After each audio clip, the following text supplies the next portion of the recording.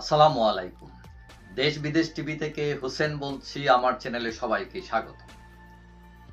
নির্বাচনের তোড়জোড় শুরু হয়েছে। নির্বাচন হবে কি হবে না এটা নিয়ে দোদুল্যমানতা থাকলেও মোটামুটি রাজনৈতিক দলগুলো বসেনি।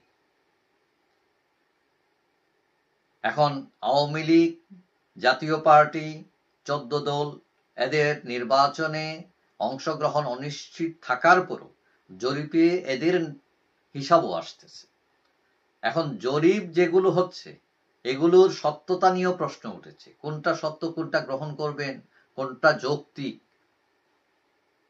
এখন এই যে জরিপ হচ্ছে, যেমন অক্টোবরে একটা জরিপ হয়েছে ব্র্যাক ইউনিভার্সিটির বিআইজিডি যারা করেছে, সেটা তারা বলছিল জরিপে মাত্র 16% মানুষ বিএনপিকে সমর্থন করে, এবং সেখানে বলা হয়েছিল 38% মানুষ কোনো দলকেই সমর্থন করে না। তো এখন আমার প্রশ্ন হচ্ছে যে 5 আগস্টের পর এই যে বিএনপির এত জনপ্রিয়তা, সেখানে মাত্র 16% মানুষ বিএনপিকে সমর্থন করছে, এটা বিশ্বাসযোগ্য কিনা। এখন জুলাই 2025-এ এসে দেখা গেল যে বিএনপির সাপোর্ট 16% থেকে কমে চলে আসছে 12%, মানে আরো কমেছে। কিন্তু আশ্চর্যের ব্যাপার হচ্ছে, আগে বলছিল 38% লোক কোনো দলকেই সমর্থন করে না, এখন 49% লোক বলছে কোনো দলকেই সমর্থন করে। মানে এইটা আরো বেড়ে গেছে। তো এখন এই যে উত্থান পতন, কমে যাচ্ছে জনপ্রিয়তা, দলগুলোর কমে যাচ্ছে, এগুলো কেন?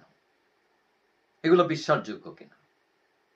এখন বিএনপি 2008 নির্বাচনে 32% ভোট পেয়েছিল। এখন 2025-এ এসে যদি সেটা 12%-এ আসে, তাহলে এটা সত্য কিনা? আচ্ছা, মানলাম তারা চাঁদাবাজি, দখলবাজি এইসব করছে, কিন্তু করার কারণে এত কমে যাবে 32 থেকে 12? মজার ব্যাপার হচ্ছে, মানে আরেক জরিপ এরা যারা করেছে, ব্রেইন নাম, এরা জামাতের সাপোর্টকে দেখিয়েছে 31.56%, মানে সবচেয়ে বেশি দেখা যাচ্ছে জামাতের সাপোর্ট। এটা কি যৌক্তিক কিনা? ভোটের মাঠে কি সেটাই বলে আসলে? তা এখন জামাত আগে তাদের যে ভোটের পার্সেন্টেজ ছিল, তাতে তারা দেখা গেছে যে 5 to 10%-এর মধ্যেই তারা থাকছে। এখন হঠাৎ করে 31.56 চলে গেছে, মানে এতটুকু পার্থক্য এটা বা কাভার করতে তারা পারবে কিনা? উন্নত দেশে সাধারণত দেখা যায় যে একটি দলের সাধারণত 2 থেকে 5% এদিক সেদিক হয়, ওঠানামা করে।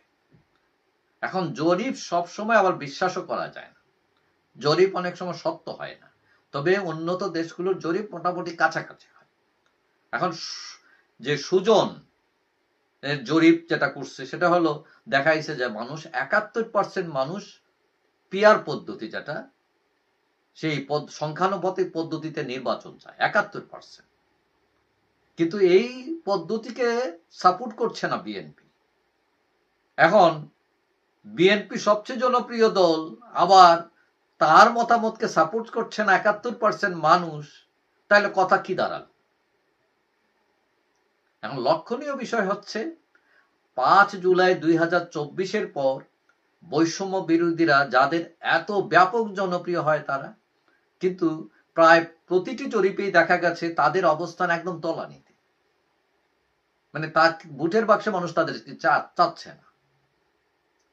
তো ব্যাপারটা কি দাঁড়ালো?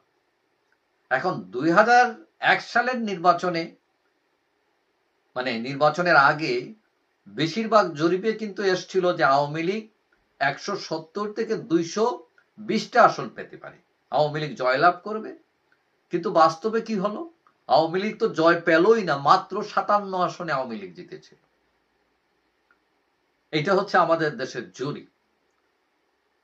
তো জরিপ কিন্তু আমাদের দেশে শুধু ভুল হয় না। যেমন ধরেন আমেরিকা, ট্রাম্প হিলারির নির্বাচনে, ট্রাম্প যখন হিলারির সাথে নির্বাচন করলেন, হিলারি এগিয়েছিলেন প্রায় প্রতিটি জরিপে, কিন্তু পাশ করলেন কে? Donald Trump. এখন আমার ধারণা বেশিরভাগ জরিপই হচ্ছে এগুলো উদ্দেশ্য প্রণোদিত জরিপ, এবং ওইসব জরিপে মানে গ্রামের মানুষের অংশগ্রহণ কম। গ্রামের অনেক মানুষের হাতে স্মার্টফোন নাই, অনেকে আছে এই ডিজিটাল প্ল্যাটফর্ম ব্যবহার করতে জানে না। সুতরাং গ্রামের মানুষকে রেখে শুধু শহরের মানুষকে নিয়ে এইসব জরিপ, এটা প্রশ্নবোধক হয়ে থাকে।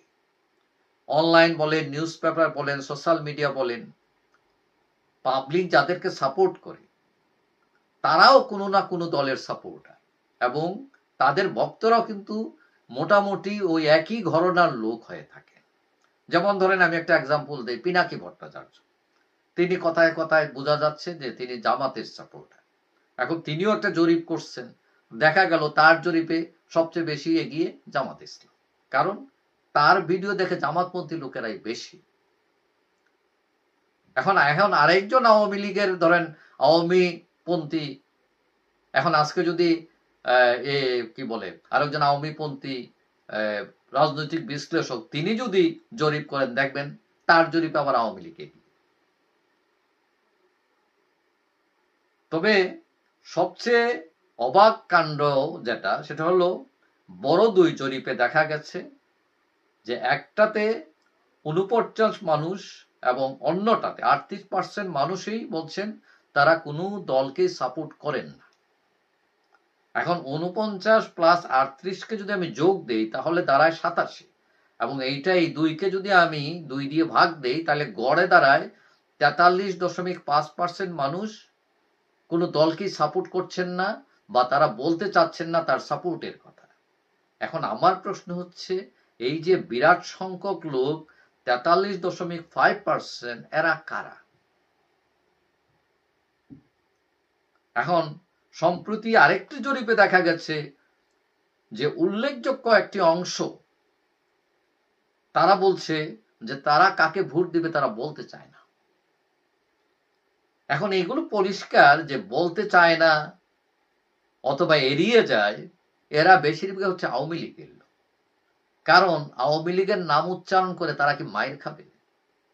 আওয়ামী লীগের নাম উচ্চারণ করে তারা কি জেলে যাবে?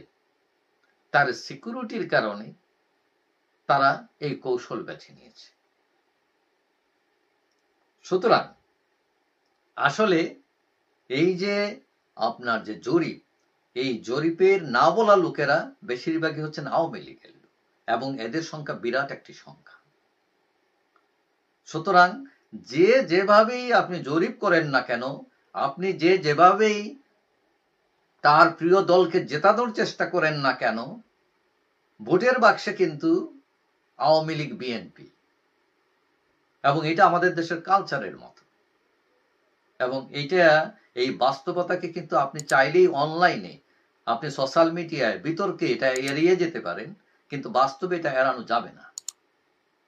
সুতরাং এই জরিপগুলো মিথ্যা হলেও আসল সত্য ভোটের বাক্সে হচ্ছে আওয়ামী লীগ, আসল সত্য হচ্ছে বিএনপি। তবে হ্যাঁ, জামাতে ইসলাম সে প্রগ্রেস করতে পারে, কিন্তু ক্ষমতায় যাওয়া ভোটের বাক্স দিয়ে তার জন্য অনেকটাই হার্ড, অনেকটাই অসম্ভব। তবে রাজনৈতিক কলাকৌশল, জোট, এইসব বিভিন্ন মারপেচে পড়ে রাজনীতি হিসাব বদলেও যেতে পারে। যাই হোক, সবাই ভালো থাকবেন। আশা করি দেখা হবে অন্য কোনো ভিডিওতে, ইনশাআল্লাহ।